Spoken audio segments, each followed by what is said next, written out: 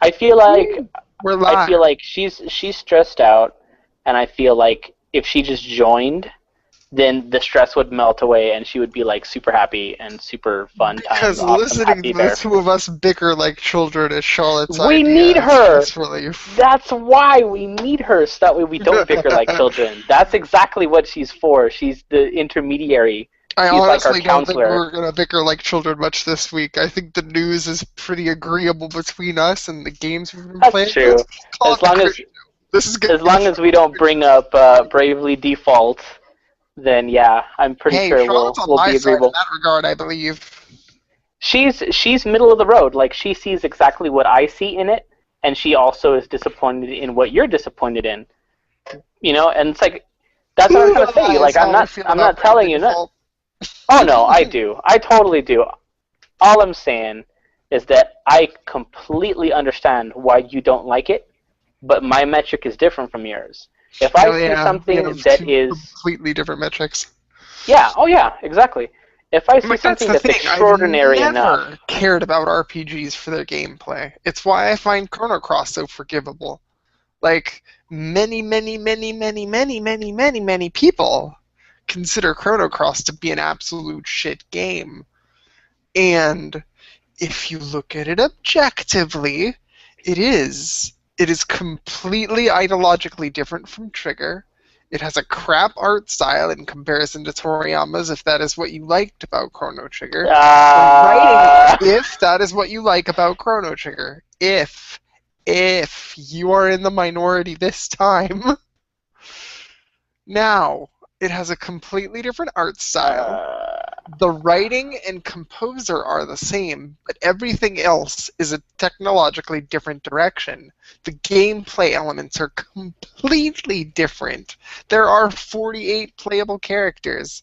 The story is very good, but if there's 48 characters, it's going to be very plot based and not very character based if so many things are interchangeable.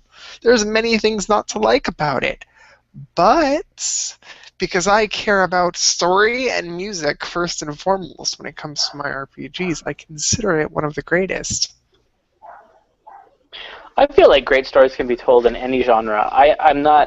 I don't believe RPGs necessarily Oh are hell yeah, they can do synonymous it in or classic. have to be synonymous with great stories, but I will definitely take a great story, like 100%. Like a great story, great gameplay mechanics, or like absolutely great graphics. Like any of these things alone can make me like a game, but multiple obviously that makes it an excellent and or great and or fantastical game. I just didn't find anything about Bravely Default outside of the soundtrack and the gameplay system memorable.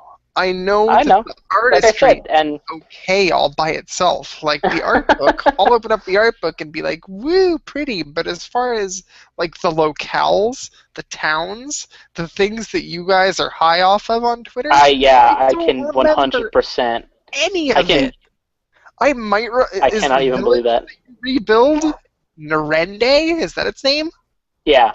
That's literally the only thing I remember about that fucking game. Well, That's okay. If literally that's it. all you remember, no wonder you don't like it because that's Narende was like the one thing I was always kind of bummed out about that game is that once you finish building Narende, it doesn't matter. There's still a freaking black hole on the map. I that. That bummed me out. Like that I do not like.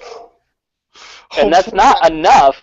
not. Not enough to me be like I hate that game, but No, but like everywhere else outside of Narende, because that is a location that is constantly referred to, I don't remember any names. I can try to piece together bits and pieces of imagery. oh, dude, Florum, Nothing. Florum for me was fantastic. Like the Florum, the city of flowers, like that place was incredible because you had the surrounding area around it was like very fairy-like. It had, it had like little tiny waterfalls, and it had like glens with flowers and all Right, this but beautiful how things.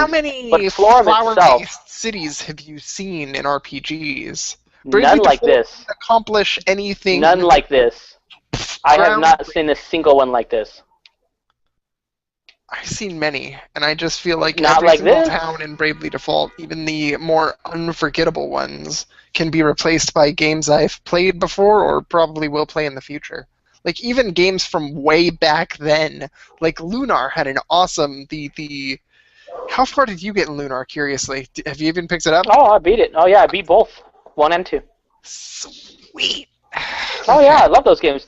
But you know what? As much as I love those games, I think the only cities that stood out to me in both games combined was, I can't remember. It was the very first major city you get to. That's the one where the fat guy leaves your party and he's like, "I'm gonna start a shop." Maribia.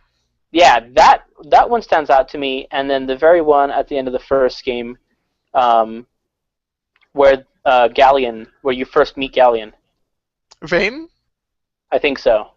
The That's the one floating that's like city. it's like a castle. Yeah, exactly. I like that one. Alright. So, Those two yeah, cities stood the out to two me. cities None of that the other stood ones out to did. you are the two biggest cities of the game. But, Yeah, like, nothing else impressed me. go back to where you are trying to create the balloon. Like, Hmm. not create it, but get the things that fucking fly the air balloons so you can get to the Red Dragon Isle, if I'm not Hmm. mistaken. But, like, that place in its flower gardeniness and you're, like, going after the puffballs, that place is a better place than fucking Flower Town from Bravely Default because of how Yeah, colorful but and rich it is, especially the in Silver difference Star is Colony. no, because the difference is, and I'm not sure how many, if any, of the side quests that you did, but you get to see a whole different side of that city because the Yeah, area around it, I, like I said, I the did thing about it. everything you could possibly do in Bravely Default, which is why I can't stand it, because I did all those boss fights over and over and over again until I got near to the end game and could not finish a boss, and I was like, fuck this. I did everything you could possibly do in Bravely Default, leading up to, I think, when the big dramatic twist of fucking twists happens there at the end of the fucking game.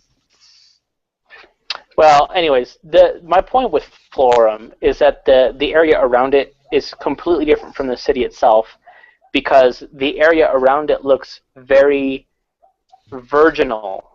Is like the best way that I can put it, and I think that's exactly what they're going for. But the city of Florum itself looks like a slightly prettier but very sleazy town because there's a low lighting. Everything is like there's Yeah, no with real the bright side quest, lights. with the red All the main bright lights forum, like you comes fucking see from like why the it's a sleazy town. cities, like well, exactly. And the big area at the very end of it has like this huge like lighting. It's like so loud and so in your face. And the city itself, like, and of course the citizens and what happens with the citizens in the story when you first get there, like it all makes sense. Like it paints this like very strange picture. It's a dichotomy. You have the area around it, which is, like I said, it's like chaste and virginal, and then you have Florum itself, and Florum looks very shady and very seedy, and you kind of just really don't like it. And then once you go further down, like you said, when you're getting like the side quests, and you actually get to see that there's a lot of mechanical elements that are underneath the city. This dude's like creepy rape dungeon, which is basically what it is, has like all these gigantic canisters full of this creepy pheromone perfume that he's got brewing and things like that. Like I said, it's the clash between the two. It's the clash between boom, one, everything looks so pretty and so just very very saintly, and then the other half is just like, oh, I kind of feel like I would like have to take a shower. Like I feel like I'm sweating just standing here in this area. I guess. That left an impression. That left an impression. Plus the music for Florum, it was, in my opinion, it was like fantastic. Which, by the way, after this long tangential tangent, welcome, every ladies and week, gentlemen, to every week. episode 44 of Backwards Compatible. We're this time another group of freaking two. No doubt we chase Charlotte away.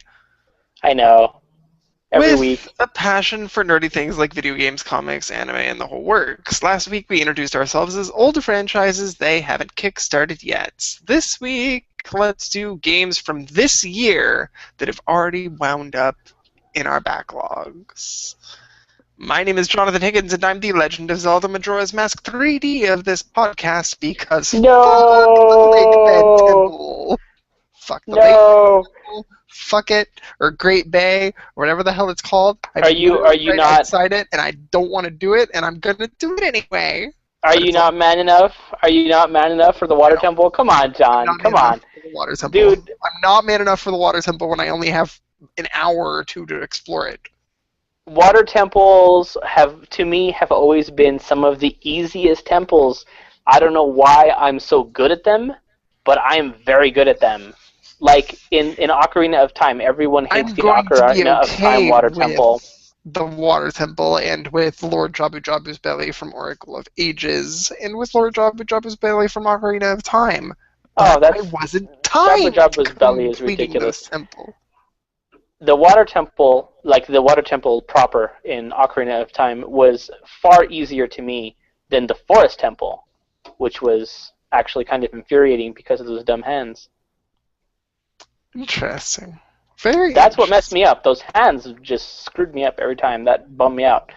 Which I guess I can see that mechanic is held over. Obviously, if you don't do everything that you need to get to at least a certain point in those temples before you come back out and reset time, then yeah. But that's the thing. Like, I've never been the person to approach Majora's Mask and say, I need to do everything from the moment I walk in to the moment I leave. Completionist.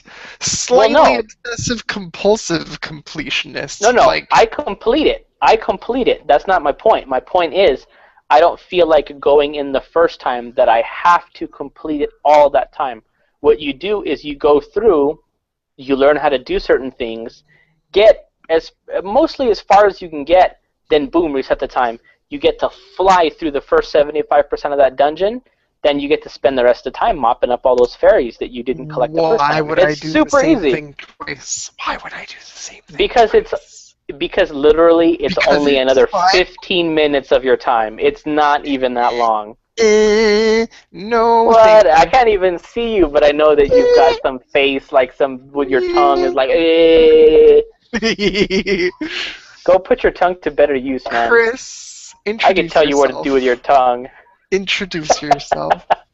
I am Chris, aka Wildcore Corsair, and I am the box boy of this podcast because I do not have four corners, and I will play it sometime this year. That was shaky. Yes, I realize. But Box Boy is still on my backlog, so it's the truth. It's the truth. What else do you want? Hey, you got it. That's what Yeah, I matters. did. I paid for it. I gave Hal some money for that. Good old Hal Good. 9000. Because there needs to be a Box Boy 2. And then eventually a Stretch Mo Box Boy that they're going to charge free to play. That's what it's all going to fucking turn into. If they can, you know they will. Whether you are free to play or whether we pay you, we're happy to have you here. Pay you Are for you watching sex. live or are you watching in the moment? Clearly you're not watching live because our audience is all 0 people strong. But if you are tuning in to us later, thank you for joining us.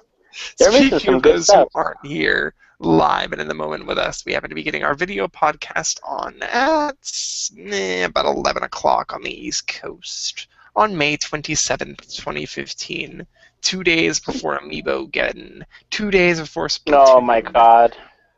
A little less than 3 weeks before E3, which, by the way, I can officially announce on this show. Official dumb. I'm going to that thing. Yeah, for Rose, you got in? I did. Okay, good. Good. I was gonna feel really silly if I had to go through all that trouble for you to not get in. I am official going, and I'm Good. going to play all the damn things. All of them. You must. Anyway, let's go news real quick and get some of this shit out of the way.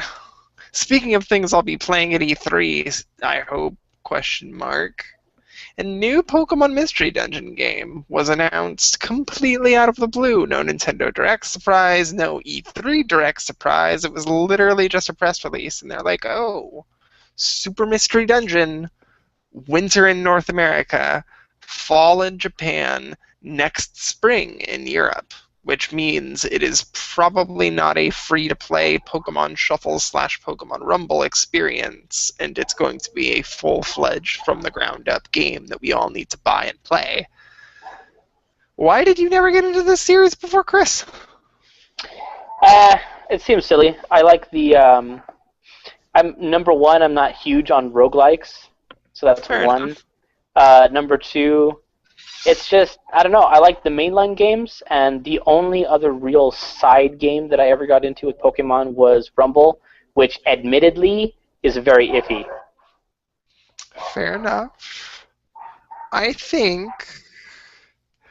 Well, obviously you know I'm fucking gaga over Explorers of Sky, so that's going to be the thing that I tell you to play.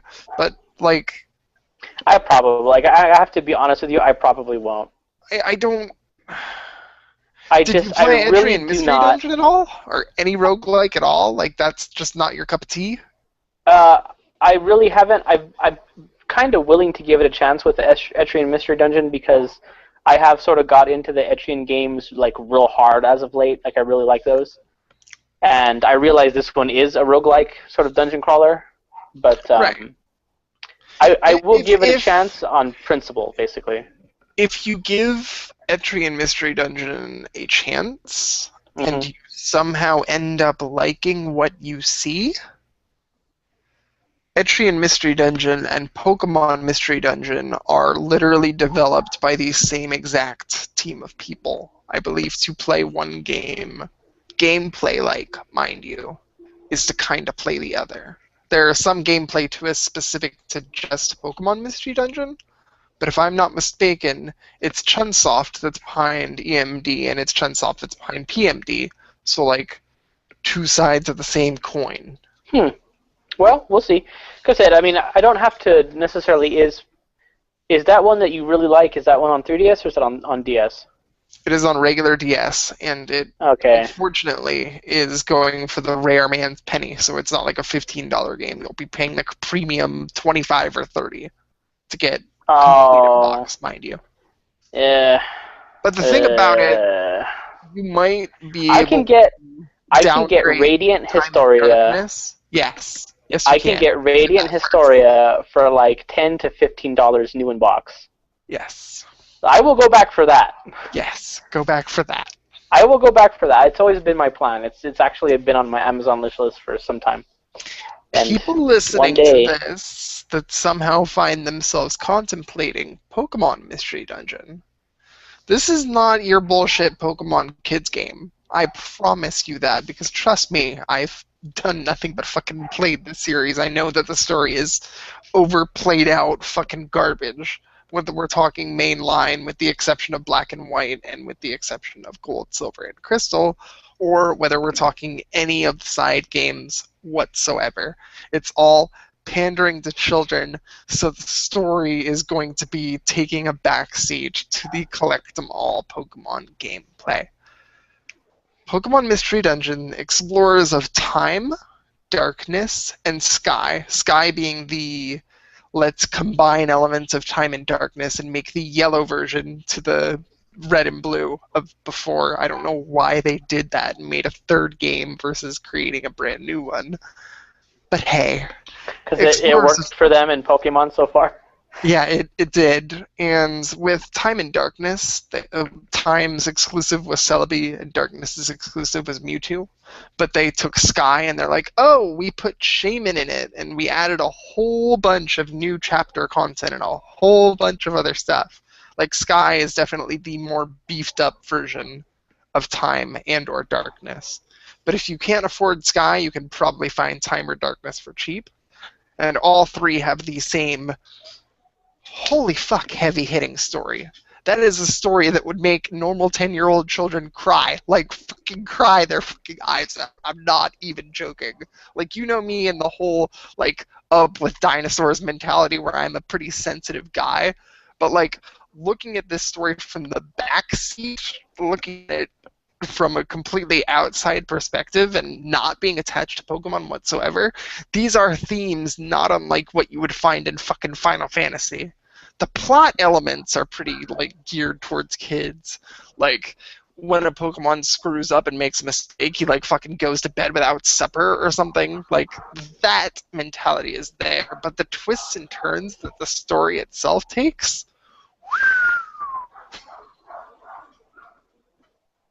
It's just really surprising. And whenever I talk Explorers of Sky, that is hands down the best story that any Pokemon-related anything has ever spun out, ever, of all time, bar none. And that's the only reason why I would try to convince you to give it a shot. But obviously, if you don't like roguelike games, your patience would run out very quick. I really do not gravitate towards them whatsoever. But if you do try Etrian Mystery Dungeon and you do end up liking what you play, give it a shot. Yeah, I'm really because I love the Etrian game so much, and because the Etrian crossover with Persona Q, was so good. That's one of the reasons. That's like pretty much my main. Like, I'm gonna give this a try. Right. Because Atlas has sort of been kicking ass right now. Yes, they have. So especially if they fucking localize Legend of Legacy. Which is going to be my Bravely Second, ladies and gentlemen. Oh, okay. Woo! I'll tell you that shit right now. Alright, yeah, I'm sure you will. Bravely Second is my Bravely Second, so I'm cool with that, thank you. Almost 2 million copies of Fire Emblem Awakening have sold year to date. Because making Fire Emblem if super casual and, changing up some of the elements of the gameplay to include everyone as opposed to just hardcore SRPG veterans is a bad idea. I love that sass in your voice right now. That's fucking awesome. Can't stand the veteran Fire Emblem community. That's all like, hey, beauty casuals are ruining our gameplay. No, they're not. They're slightly toning down your gameplay so that your series, whose localization once hinged in the balance for fucking ever, and it was always like a pot to piss in if we wanted to fucking localize the Fire Emblem game, we're never going to have that fear again, because Awakening sold like gangbusters. And IF is probably going to do the same if they market it properly. Man, that's like, I'm totally with you there, and I'm totally with you because, number one, if you are so hurt by more people making sure that the thing that you loved is successful, then you really didn't want it to be successful in the first place. And then Awakening, it was the option. It was not required. It wasn't giving casual mode the default setting to everybody. It was an option. You didn't have to. You could click permadeath. Yeah, exactly. You can turn that shit off, and you can just boo-hoo your little eyes and cry out into buckets that you then drink because of the flooding in Texas. That's the thing. I turned casual mode off. I don't use any of Fire Emblem Awakening's casual settings. Right. I'll be damned if I deny them. Fucking play your shit. Team Easy Exactly. Mode. I'm Team Easy Mode for life. Fuck that. Exactly, man. Dude, give it up. That's like, for reals. There's nothing wrong with more people joining your fandom and expanding that player base, because guess what? That just means you'll get the sequel. Do we want to talk about the internet getting angry over a cigar? Nah, that's dumb. Straight up, like, that's dumb. That was totally a thing that happened. I know. That is 100% dumb. Like, Crimea River. No wonder fucking the Midwest is flooding because of all these fanboys and their salty tears. Who even gives a shit? Who even gives a shit about Heroes of the Storm? Why? Never mind. Just tell me what you've been up to lately. I'm being serious. I am being serious. Like, I understand Blizzard is like awesome. I understand StarCraft is one of the, if not the most popular RTS game in existence. But Heroes of the Storm is weird even in itself, and number two, it's a MOBA. Like, there's a fucking million goddamn MOBAs out there, dude. There's 1,000. Like, there's a Lord of the Rings MOBA, there's a DC MOBA, there's the League of Legends, which has refused to die down. There's everything. Everything's a MOBA, and it's ridiculous. And Heroes of the Storm doesn't have a cigar, so don't play it. Problem solved. Tell me what you Boom. do have, Chris. Tell me what you've been doing. I fell down on my skateboard a lot. Like, literally? You skateboard? No, I suck at skateboarding. That's why I fell. No, just kidding. Well, that's not. I do suck at skateboarding, but I mean, are we in fucking talking Ollie Ollie or what? yes, that's exactly what I was getting to. I was getting to Ollie There you Ollie. go. I was gonna go Tony Hawk first, but I realized we're not in fucking 1996. That's coming back, man. Tony Hawk's coming back. You know that, right? Okay. No, I'm serious. Did you hear? It's coming back in the same way that, like, fucking... I don't know what to compare it to. Shit. There goes my joke. Just go on. I don't Oh, even John. Have Oh, I don't John. even have a joke for Tony Hawk anymore. It's okay. You know what? Just lie back in your chair, close your eyes, and let Daddy handle this. We're good. No, Ollie Ollie. It's part of that humble Nindy bundle, which is Yes, which they did, and I didn't even include it in the news section. Nintendo has partnered actually a with super Humble awesome Bundle name. for the first time fucking ever. It's the first time it's the first time they have partnered themselves with a hardware manufacturer. Right. It's the first time because as far as I know, that they've also done stuff with EA and they've also done stuff with. What did they do? They did that. What's that company that went out of business again? And everyone was like super sad because they made Darksiders. THQ. There you go. They did THQ. They did EA. Right. They've done a bunch of companies, but they've never done hardware. Yeah.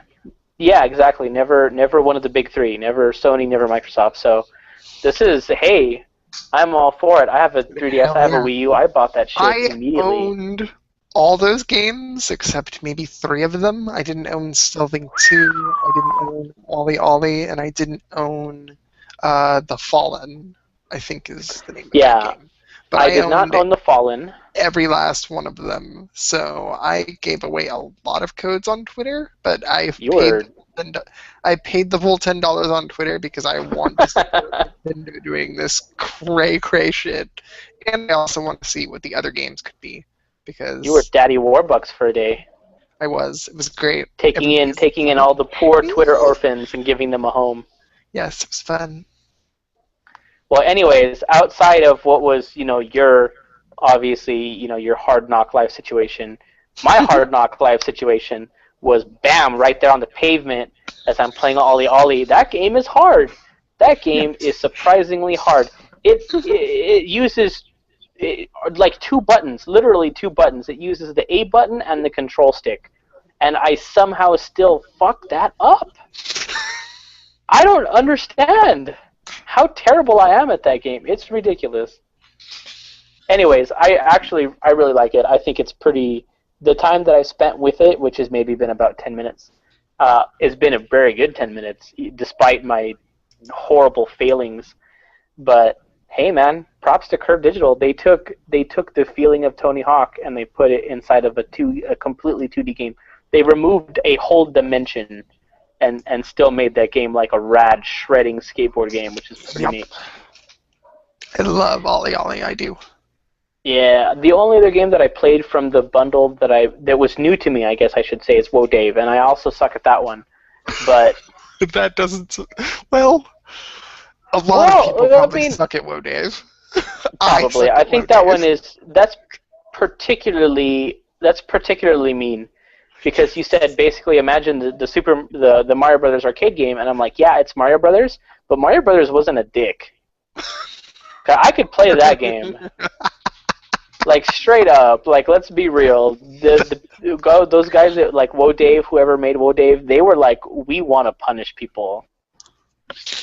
It was we made want by to the make same them folks feel who bad. made Bishop Runner.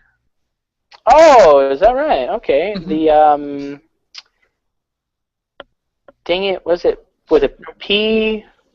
I couldn't tell you. Dang it, I know. And it's like, I don't know. No, it's not. I was thinking of Polytron. It's not Polytron. Who is it? Damn it. No.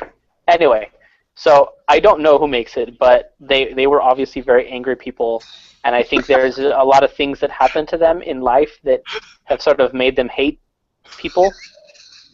And so they were like, haha, you're going to play this level and you can only kill the bad guys if you have a skull, but when the enemies pop out of their little eggs, they're going to probably be entirely around the skull and you're boned.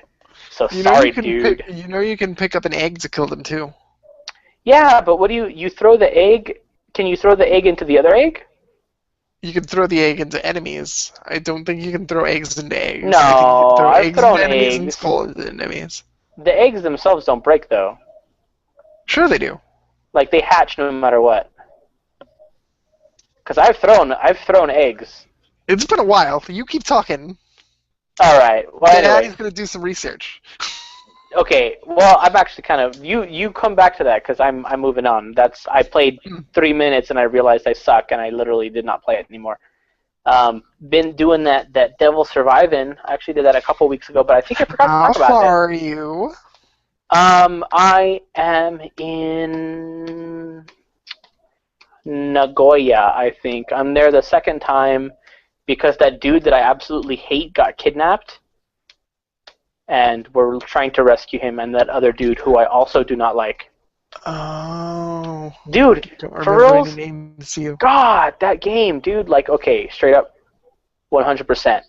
I hate 90% of the people in that game. Like, I did not like Yuzu in the first game. Yuzu was incredibly annoying. I didn't like her. She still had, like, a great rack, but whatever. In this game, man, I seriously, I dislike more characters than I like. You haven't met the cool characters of the game yet. You're going to meet them in Nagoya. Well, I already met that one that Beryl likes. Otome? And he's annoying. No. Yes. Who? Yeah. You don't I've meet already Otome met- until much later. No, I already met her. She's not on my team yet. The Doctor? Oh. No, I guess not. You don't meet Otome Who's- until... Is she The the one only that- cool one? Listen, Or he? there are Who are cool? Who's cool? Who's cool? there are a few characters that I Look. personally like. One of Look, them look, is look. Jungo. Jungo is a boy, and he is... No, Jungo's I hate that dude. Not Joe. Jungo's that dude who's like, Not Joe. No, I hate him too. But Jungo's the dude who's like, I'm gonna go off on my own all the time, blah, blah, blah, blah, blah. I'll wear a beanie over my head like this. You know I'm right. You haven't gotten to know the man yet. I know he's an asshole. No, he's not. He's the nicest character in that game, I promise. Well, we'll Like, see, because I literally, he's severely the like nicest character in that game. that Literally. dude. That dude with like Mr. Massive Cojones, like I'm gonna solve everyone's problems by myself because I'm that cool. And then No. he's like super standoffish. Like I don't know, like he may be nice, but he certainly doesn't let on. I think Dude. I hate Keita.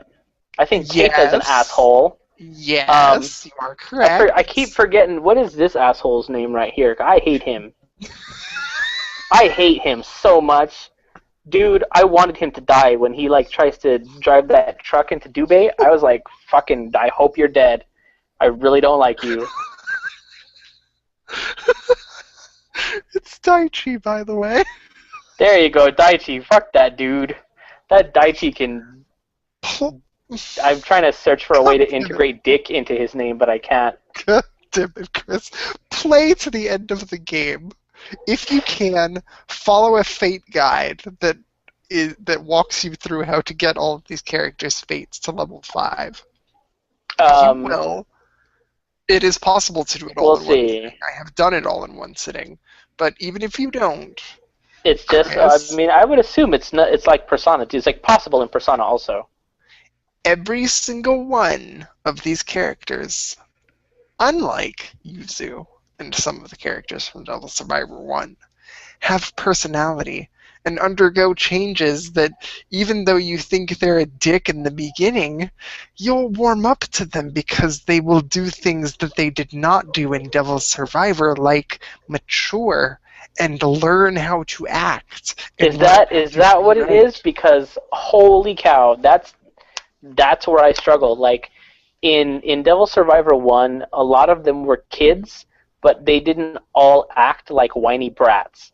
In this game, they Yuzu all act definitely like did. whiny brats. Oh yeah, she did, and I legit would have pushed her off a cliff if I could have. But her boobs Daichi would have acts like a floated her whiny. back up. Daichi acts like a whiny brat. I will grant you that. All the time, because I can't handle that. Like, I will not use him anymore. Else in the game do you think acts like a whiny brat besides Daichi? Pretty much everybody. Everybody except for... Okay, I'll put it this way. The only characters that I like are... Who's that, the rock and roll girl? What's her name? Dang it. Hinako? Yes! She is dumb, but she's not, like, annoying. She's dumb, but not annoying. How do you mean dumb? And I won't spoil anything, mind you. I will tread I'm not saying, carefully like, if I must. dumb... I'm not saying, like, dumb in appearance, so much as she has that very stereotypical Japanese personality type, where she is the very gung-ho one, like, at all costs, I'm the defender of freedom, and she's like Owain from Fire Emblem. Like, she's gonna come up with catchphrases to say on the battlefield next thing, I swear to God. No! Dude, she is 100% that! You are totally misreading, like, besides Dude, Daichi, oh my every God, single one of no. these characters. No, well, I'm not saying I don't like her. She's one of the few that I like. But I'm also recognizing the fact that she is totally cheesy. She's 100% cheesy. Cheesy And that's based okay. on the first 10 out... 10? Dude, Less I've had than? her... Do you want to even know? Like, hold on. Let me check to see how You much are time. in Nagoya right now. Have The you second saved time. Daichi from being kidnapped? No, but that's what's actually next on my plate. Okay, so you're in Nagoya and Daichi Yes. is kidnapped. You're in Yes. the Septentions portion of the game. Ergo, Jungo has run off and is going to die if you do not save Daichi. Yes. That is where you are currently at. That is exactly where I That am, is yes. literally this much of the game. Literally. Oh, what did I delete? You've barely opened the can of worms. Okay. I'm telling you, as it stands right now, the characters are pissing me off. I've played for 15 hours, John. Yes. That but is you not. still That is barely nothing to opened the can sneeze of at. Like, well, no, worms. I understand. I put like, what is it? I think over 90 hours into Overclocked. I understand how long these games are, but I'm saying at 15 hours, if I think Daichi is still like a fucking limp dick little bastard, then Daichi is going to be a limp dick until you get his fate level to level 5 and he learns how to act. You have to spend time with learns these how to be a characters. human. They start off so low. Like, I understand that there's growth, but do they have to being start so realistic. low? They're being They're not realistic. real. I don't know anyone who acts like any of these characters. No one. What? These are caricatures of children. When I was a kid in high school, I didn't know anybody who is immature as these people are. You're a caricature. What's immature? Dude, all of it's immature. Like, these people have There are something two very characters. real to deal with, Only two. and they can't. These are just- only two characters. There are two characters you've and met. what that about are Joe? Irie is literally 14, 13, somewhere I'll in that give her range. that. I'll give her Yes. that. But Irie is she's a a child. huge nag. because She is a child. She's a nag. She's not And- even a child. She doesn't even act like a child. She acts like a nag. She acts like an old woman who's married to Daichi. Or not Daichi, Jungo. She's tsundere. She's like the typical tsundere character. Kita is the tsundere character. He's the- they call no, him he's the- tsundere boxer he's by the- the end of the game. They literally call him tsundere Well, boxer. yes, but he's the what is it? The Keke Bancho guy. He's the delinquent. He's the delinquent with the heart of gold. Like, I'm calling it right now. That dude is like the most sensitive one out of everybody, I'm sure. No. And- No? The most sensitive character of that game, and the character who you will relate to most if you are a nice person, is Jungo. Okay, we'll see. But I'm calling it, like, tell me right now, am I wrong that Keita is this dude who pushes everybody away and keeps everybody at distance because he cares? Because he just has so much caring in his heart. Like, just for reals. Kind of. Only a I'm little. telling you that he's got this, like, this bad boy facade, and he doesn't want anybody to get close because he's afraid everybody's going to find out he's a marshmallow. That is, like, 100% the archetype.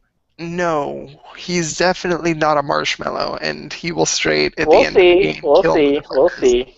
Dude, Well, yeah. I've played I've this killed game plenty of people longer myself. than you've been alive. No. That is I know. but clearly impossible literally, because I I'm am older on than hour you. number 218 with Devil Survivor 2 Record Breaker, which if you combine it with the original Devil Survivor 2, that is well into 450. And I have I've not just still played played this game, I Dissidia know every more aspect of than it. you have played both Devil Survivors. But no, you will tell me about these characters, and I will tell you tell when you're you. right, and I will I tell will you tell when you're you. wrong. We'll see. I'm still plugging away. Obviously, I'm not gonna stop. But I'm just telling you. God The damn. characters you need God to meet damn. They are are the all adults annoying. that join your That's party. There what's are her many name? Freaking that join your party. Makoto. Mm-hmm. I like her. She's nice. Mm-hmm. She's the only one who's A doctor in gyps will join your party. Fumi, the gyps technician, will join your party. Depending on which path you pick, you've got both Ronaldo and Yamato that can join your party. There's so much of that game that you've yet to even scratch the surface on. There's so much. Don't judge a book by its first little bit. I'm not. I'm going to judge, but I am also allowing that judgment to be able to change as time goes on. I think that's fair. I suppose. Because I don't, like I said, I don't hate the game, like, at all. I like it. Because Joe is, like, random as fuck, but... I hate him. I hate him so much. He can't... Why? Dude, he takes nothing seriously. Like, he says he has one nugget of gold every 15 years, but most of the time he's just a space. Like, I feel like he goes out back whenever you're not fighting something, or if he's not in your party, he's behind a building somewhere, smoking weed, and like, oh, hey man, hey, what's up, chick, hey. Show me another character like that in an RPG where you literally get the feeling that after a battle he just fucking smokes a joint and gives zero fucks about what's going on. It doesn't mean I have to like it. Even if I haven't seen that very often, it doesn't mean I have to like it. That's what I'm saying. It's okay for you personally to disagree with and hate like, that personality. I feel like Joe... I love Joe. Joe's fucking great. No, I feel like Joe would be the worst roommate. I feel like if you were rooming with Joe, you would great. No, you would leave. No, you would hate it. Because you would leave for work, in real life, but and you would come back, and he would like have peed in the sink because the toilet was backed up, because he was putting turtles in the toilet because he didn't know where to put them, and he found them on the street. And he says, "I'm these turtles. Wouldn't they make great pits? Where do I put them? The toilet. Where do I pee now? I can't pee in the toilet. In the sink." And he'd pee all over your sink, and you would be like, "Joe, I am gonna fucking strangle you with my penis." That's exactly what you would say. You must know people like Joe in real life. I do, and it pisses me the hell off. I fucking hate them so much. That's probably where your opinion of Joe is coming from. He's the only one. He's the only one where I'm like, this actually reminds me of somebody I know, and it infuriates me. That's what I'm telling you. Because I just want to punch him in his stupid face. These characters aren't stereotypes. No, he's not. The other ones are. He is not. But he's also terrible. Over time, these characters will come into Over time. I just wanted to bring it to around 5. Yes. Maybe 6 or 7 over time. These characters will come into their own and develop unique personalities, and you'll see bits and pieces of these characters that you can relate to across many people that you know.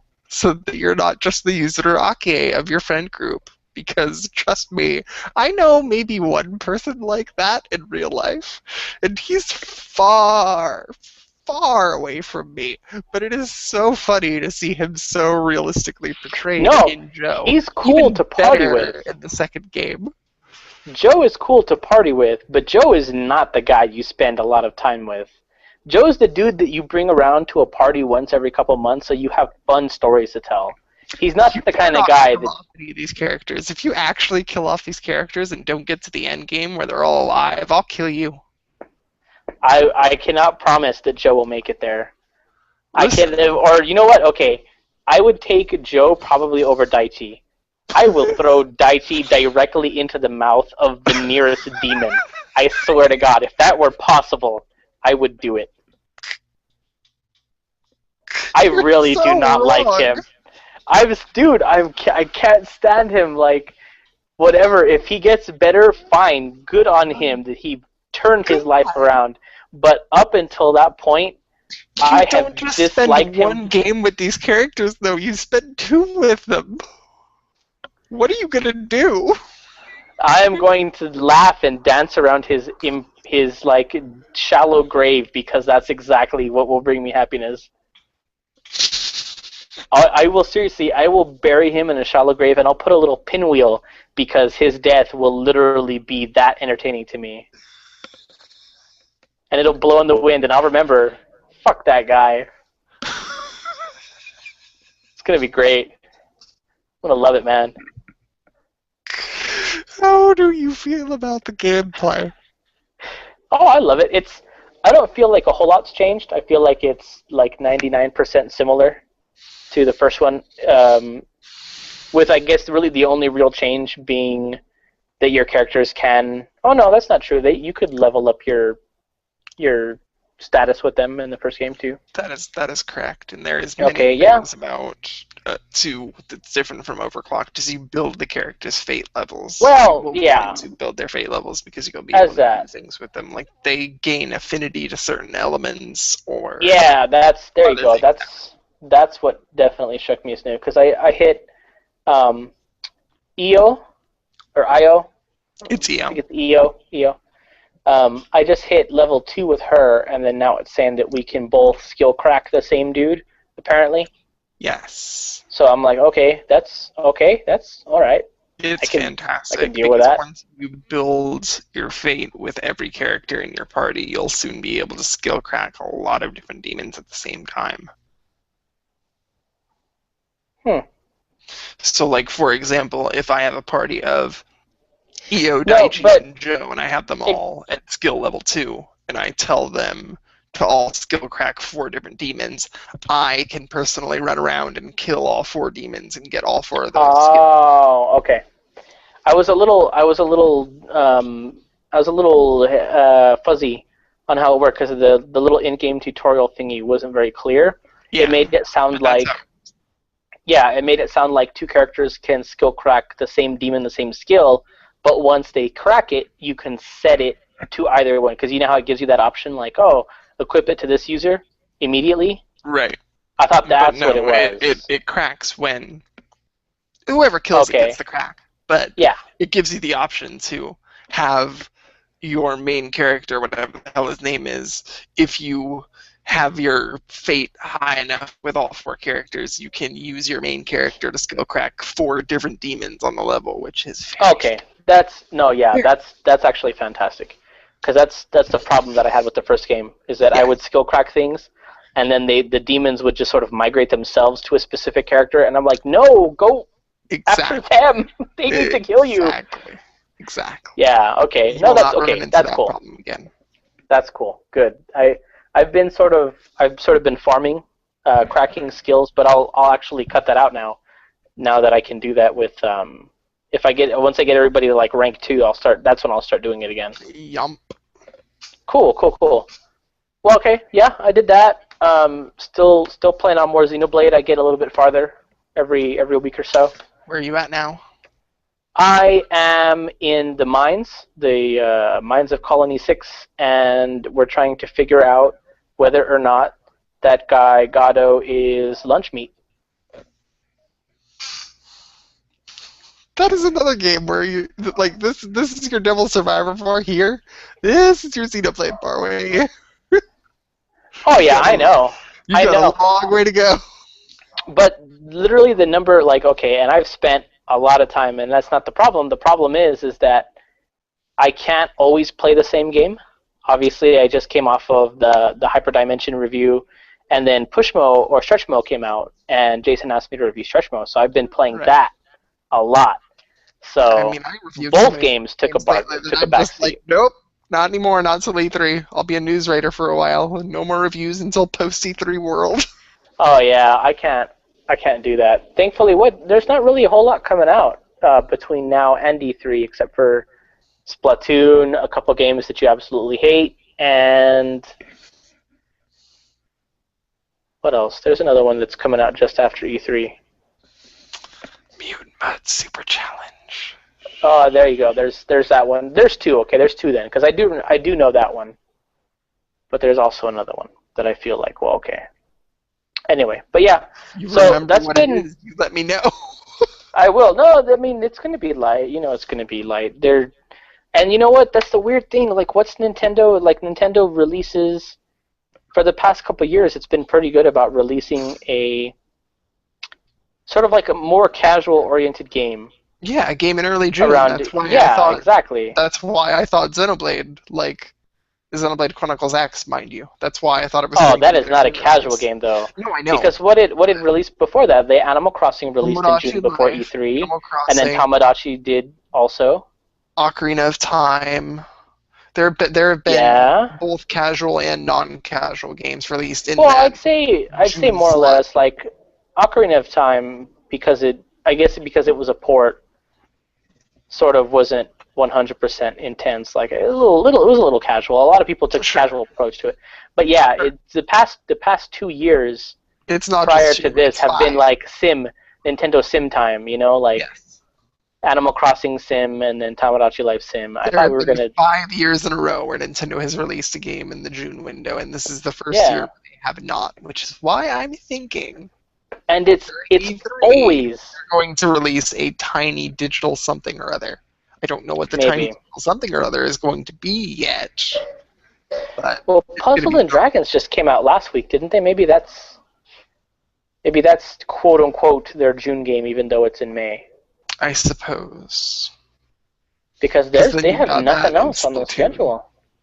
And Splatoon definitely ain't it, but I'm talking handhelds because Yoshi's they've all Woolly been World 3DS. comes out in Europe on the 27th of June. Nah, doesn't count. Well, I Because know. they've all been handheld. They've all been handheld up until now. Right. But I'm wondering when Yoshi's Woolly World is going to come out in our neck of the woods. I'm hoping it's like November. literally August 1st or something, like the very first Oh, maybe. day where fall can be considered part of the thing. Oh, This so whole you're Animal going Crossing Happy early. Home. You're going day one fall. Yeah. Because Like- August is not fall. You realize fall doesn't technically start until, what, October? Yeah, but August isn't summer either. No, it's summer. It is? Summer is June, July, August. I guess you're right. Because winter technically doesn't begin until December. It's December, January, February. And then March, I April, guess May you're right. for spring, June, July, August for... I guess you're right. But if Yeah. NOA is giving it a fucking fall release window, what do they have? Well, I mean, fall/holiday, They we know said Star fall. Fox for sure. Yes. They're like Star Fox on December 31st, Right. And that's the 2015. thing. Yeah. They're going to have Star Fox. They're going to have Mario Maker. They're going to have Fatal Yeah. Frame and Devil's Third. Both Fatal Frame and Devil's Third are slated Dude, Fatal for Frame fall, if I'm not Fatal mistaken. Frame needs to release in October. That is a terrible, terrible mistake if they miss that window. Yes, I agree. Because I will like- buy that game and I will have my wife play it because she will absolutely both love and hate it because she is a Besides gigantic wuss. those games, what the hell does Nintendo have for the summer? Splatoon in May. What else? Anything in July? Nothing in July. Nothing major. Nothing minor in There's July. no, there's got to be something minor. There has to be something. No. Oh yeah, there's got to be. I mean, dude, they're gonna release something every week, even if it's disgusting. No. I know. But we don't know about it yet. As of right now, we've got nothing. Okay, Right so now, this particular moment in time. before you start getting crazy, no, it will not be Mother 3. Sorry. We mentioned that once on this podcast, and once is all it's going to be, because when Mother 3 is announced and localized for the West and releases in June or July, I don't care when it is, that doesn't count towards these major June releases, I'm going to get a pizza, and it's going to be the best victory pizza of my life. And I'm telling you, you give me your hotel. What the hell is that? You give me your hotel room. Evo? No, not Evo. The other thing, CE something? Dude, Evo is the only one I know about. No. Let's scroll up. Let's talk some so I can scroll up a little bit. No, I was just gonna tell you, like, I will send that pizza directly to your hotel if it's true. If not, VWP. This is VWP. Oh, you were way off. I know. Okay. No, it's CEO 2015. What the hell, CEO? Chief Executive Officer? No. Community Effort Orlando. There we go. What the fuck is that? I've never heard of that before. A new trailer just dropped for the upcoming Community Effort Orlando event, but the Super Smash Bros. Series was surprisingly absent from the video. A concerned fan contacted the CEO Gaming Twitter page to ask if the game had been dropped, but thankfully it had not. Instead, CEO Gaming replied by saying Smash has something big coming to CEO 2015. Next trailer. The next trailer is going to drop right around E3, which means a big fighting game-related character is coming to Smash Brothers that will be revealed around E3, which means Ryu. Which means conjecture. Someone, it's all conjecture. It's all conjecture.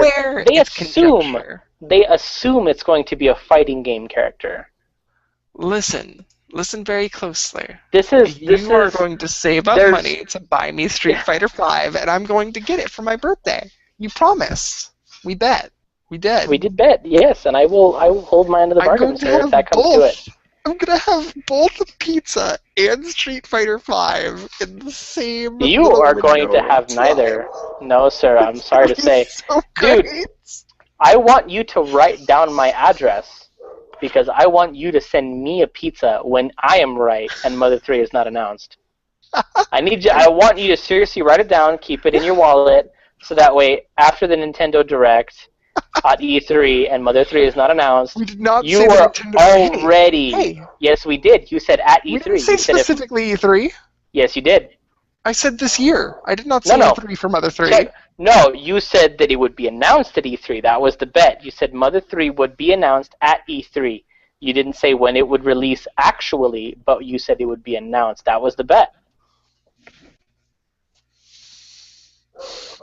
That was the bet. That's what I'm telling you. A little bit, but I'll roll. We'll go back. We'll go back.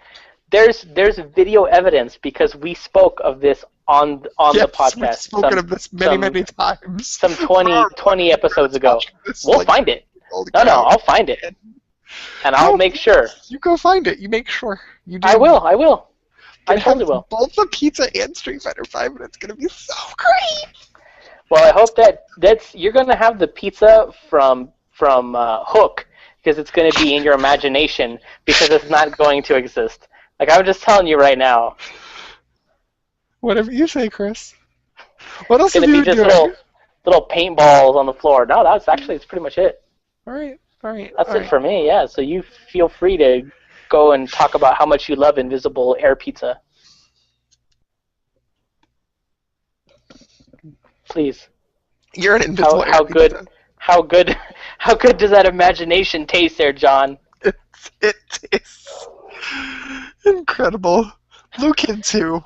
I've officially 100%ed that game, and I can't get over the name. Blue Kid. Like, if they would have spelled it with a damn U and an E like it's supposed to, then... Then what? then I would take it seriously. It's blue with two O's. That's so weird. I know, but the entire development team of the game is German. This game was developed overseas for iOS devices and got ported to Nintendo systems completely on a fucking whim, and I have no idea how it happened. I literally have no idea. It's still good, but it doesn't have an original bone in its body. I said that in my review. The game is, I mean, it's unoriginal in the sense that, like, everything, literally everything about this game is a reference to something else. Everything. But it's original in the sense that it has very, very, very, very, very competent level design and mechanics and structures, with the goddamn minecart levels being the exception. I don't know if I've gotten to the minecart levels last week. Did we go over this? Because holy shit. Well, I don't know if you did it on the show, but you definitely spoke at length about how you're... No, you did. Never mind. I remember for a fact you did. Alright. And the other big let's throw a kink into the fucking gameplay levels are auto-scrolling levels, which they introduced in World 5-4 and World 5-8. Holy fuck. Oh my god. Oh my god. So bad. Like, the rest of the game, it's so good, it's so confident, it's so tight. It's like they put time and effort into making these levels work, and the gameplay is extraordinary. And then you get to the fucking auto-scrolling levels, and they're like, let's turn some of these mechanics on their head. And you get to the minecart levels, and let's, like, literally turn the game's physics on their head. Let's destroy everything you like about this game in a course of 1 or 2 levels. And just make you like, okay, there's a blemish. No game is perfect. I was ready to give this game like an 8, 8.5, somewhere on those lines, because despite a complete lack of originality, it was still very, very good, and then I fucking played the minecart levels. Bleh. Okay, John, I have to stop you for 1 hot second, man. This is like seriously breaking news. This is ridiculous. Do you know who Danny Trejo is? No. How the fuck do you not know who Danny Trejo is? I might. Go on. Fuck, you don't watch TV. God damn it, John. Okay. Danny Trejo is like the best Mexican ever. Okay. Like 100%. Like that dude should just fucking run for president because he's like the best. He's the best they got. He is amazing. He's not actually from Mexico, but you know. A movie, I just saw this. There's a movie called Juarez 2045. And it is a movie where Danny Trejo plays a drug cartel lord who's got an army of gigantic robots. Fun. Look. That is a robot standing on top of a mountain of burning drugs. It is. Oh my god, dude, you have no idea how much I need this in my life. No, dude, you don't understand. Like, I need to see this movie right now. When does it come out? Hopefully not in 2045.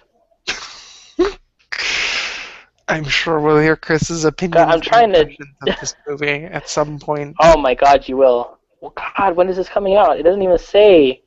This is so sad. Why doesn't it tell me? Oh, it's coming out this year. It doesn't give a month. It just says 2015. Which I assume means it's coming out closer to the winter, right along with The Good Dinosaur, a movie that's literally going to break my heart. Just crunch. There goes my fucking... Man. I wouldn't be surprised if they opened up the same weekend, and I'm there at the theater watching this and watching Danny Trejo murder people with robots, and you're sitting there watching a dinosaur cry. There are 2 polar opposites, and nothing could better describe the differences between you and I. To describe my girlfriend and I do love us some dinosaurs, and we also love very emotionally charged fucking Pixar movies that are masterfully goddamn done. Like Up, for example. I'm not ashamed. The room got a little dusty when fucking the Oh, first 10 dude, minutes up. if you didn't squirt a few tears the first 15 minutes of Up, you are a monster, and you should be put to death because you're a monster. That's kind of how I feel about that. So when you take a movie and you call it The Good Dinosaur and you say that this fucking poor little dinosaur undergoes a traumatic event that sends him on the adventure, what the fuck is the traumatic event gonna be? Dude, it's gonna be Bambi. His mother is gonna die. Either that, or it's gonna be everyone gets wiped out. He's the last dinosaur. It's one of the two. You're gonna fucking watch this dinosaur lose all his friends, and it's gonna be like fucking Up level of emotional charge. And my girlfriend and I, while the entire rest of the theater is just staring captivated, my girlfriend and I are gonna be like clinging to each other like. You need to Periscope that. No, I don't. Yeah, you need to Periscope that. At any rate, Ferozo, what's your number one? Your number one Pixar? Ooh, shit. I guess WALL-E, to be honest. Really? Just off the top, without taking time to think about it. WALL-E presented this fantastic world and was a love story spoken without language. Fuck you, John. I want to kiss you right now. I'm serious. That is. If I had to pick, that would be my number one for both of those reasons. Because they accomplish so much with so little, and they actually give you a kind of a poignant message without ramming it down your throat. That's the number one. Like, they successfully combined a children's film and social commentary, and neither one overwhelmed the other. Exactly. That alone is like, I'm gonna just clap that shit out, because holy damn, that is crazy. I've never seen that. Like, Feroz, did you watch, what was that one with the penguins? Happy Feet. Did you watch Happy Feet? Yes. Good Lord, I enjoyed the first half of that film. And then the second half. And then the second half, much like your Bravely Default. Just like, I can't, this is just 100% Greenpeace garbage, and I just can't handle it. I just wanted to see penguins dance. That's all I wanted to see. I didn't want to see about melting ice caps and fishing the Arctic waters and slapping baby penguins with clubs because we just don't like their faces.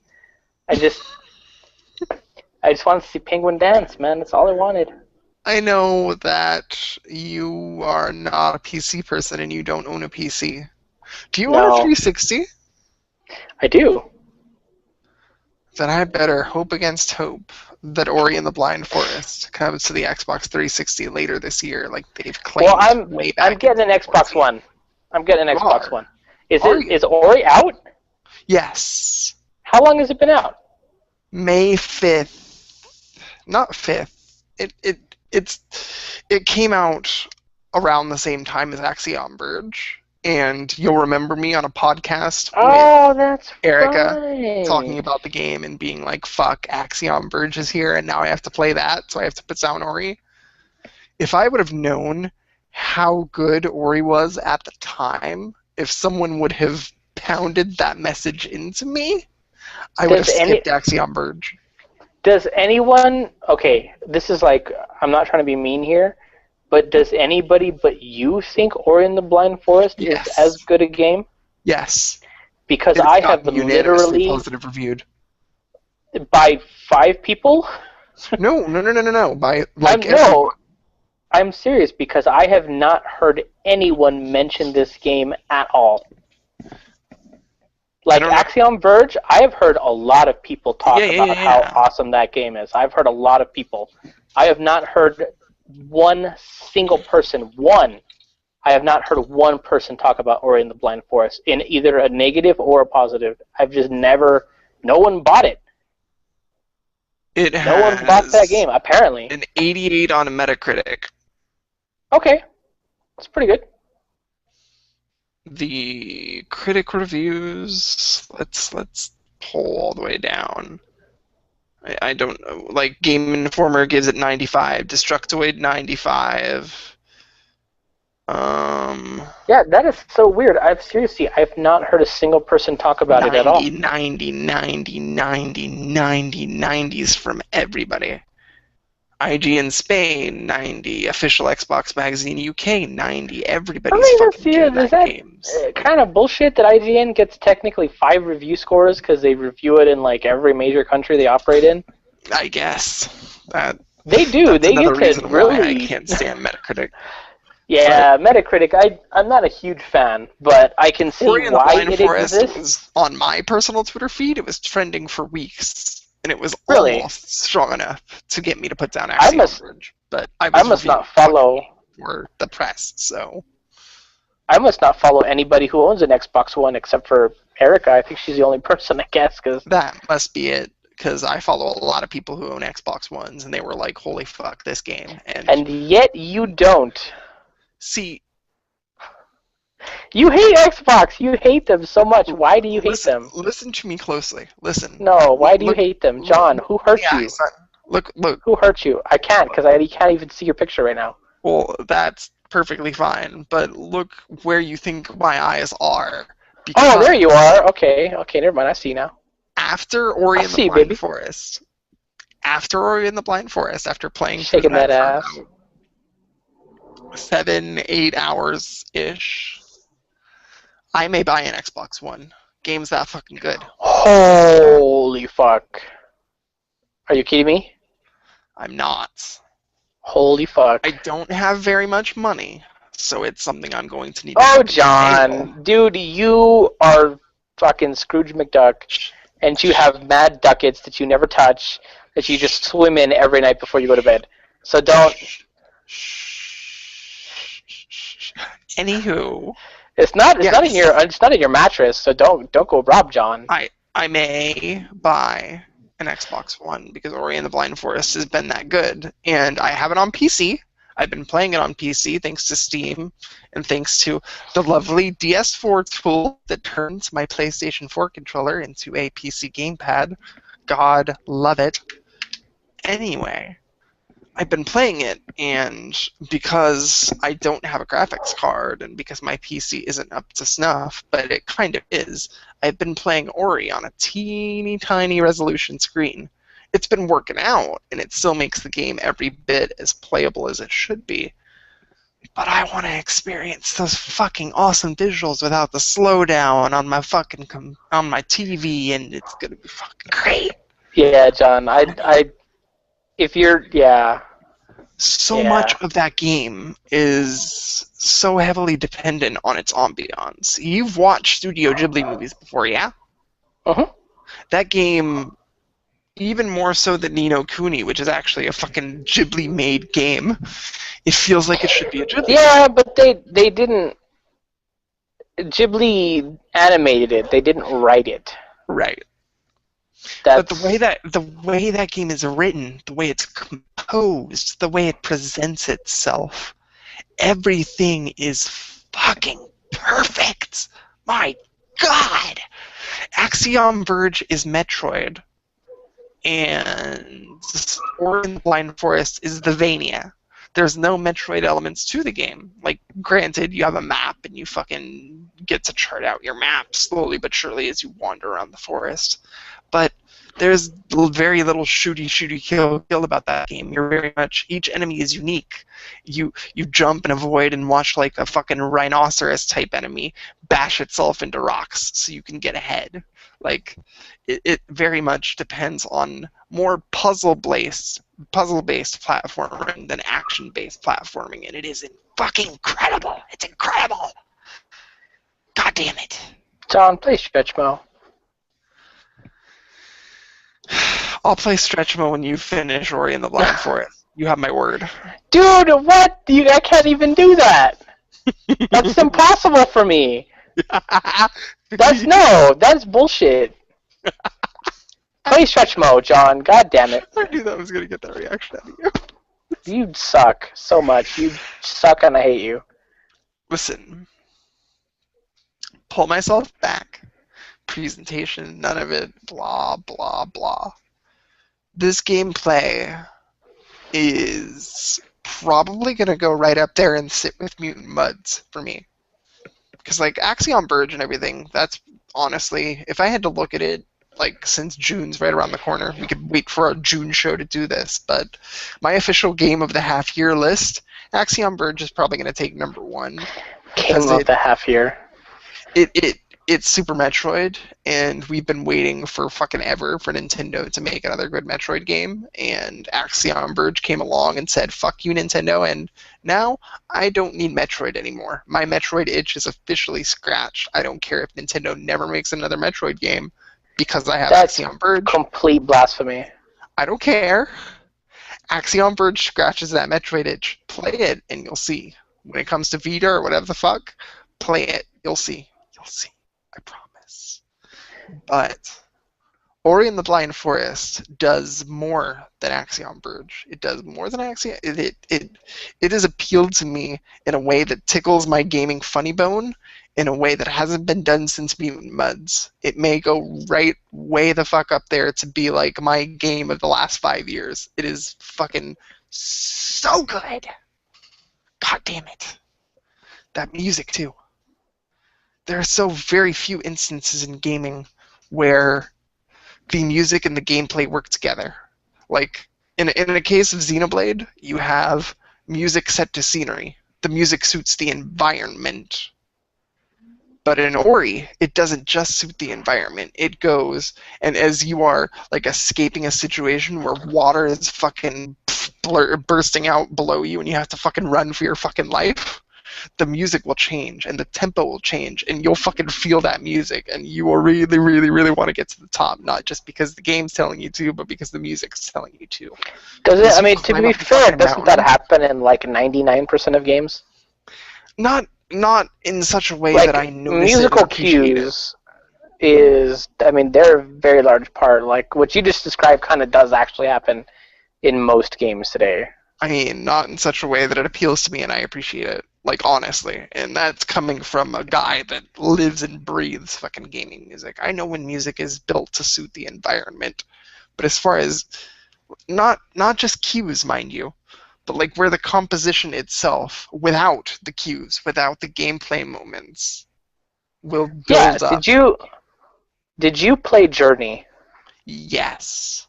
Because that is 100% what you're describing for me.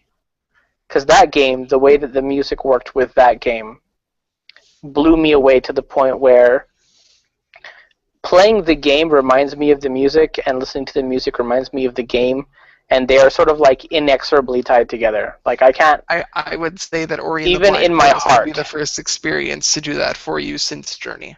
I would say that. Because okay. Yeah, I know what you're talking about. Okay. It really doesn't resonate with me as strongly because there are a lot of problems I found with it personally. That is a conversation for a different day. But no, I see where you're coming from, and the composition of Journey's music definitely has that effect and feel. And all I know, it could be the same guy. Oh, I don't think so, because I subscribe to that dude's newsletter now. Gotcha. Like, I would know if he was composing that music, because he would tell me. Speaking of which, he is the first video game composer to be nominated for a Grammy because of his work on a video game. Yep. So, there's that. He didn't win, but he was nominated. That's right. A first in itself. And I promise you that Gareth Cocker, I believe is his name, will be renowned for that fucking music. I promise. Ori and the Blind Forest is really fucking good. And if it weren't for Axiom Verge, it would be my game of the half year 2015. But for now, those top two sit pretty right there with Axiom Verge and Ori and the Blind Forest. I don't know what the fuck. I had a whole list drawn out. It was great. I do. But I honestly couldn't tell you what the fuck that list is now.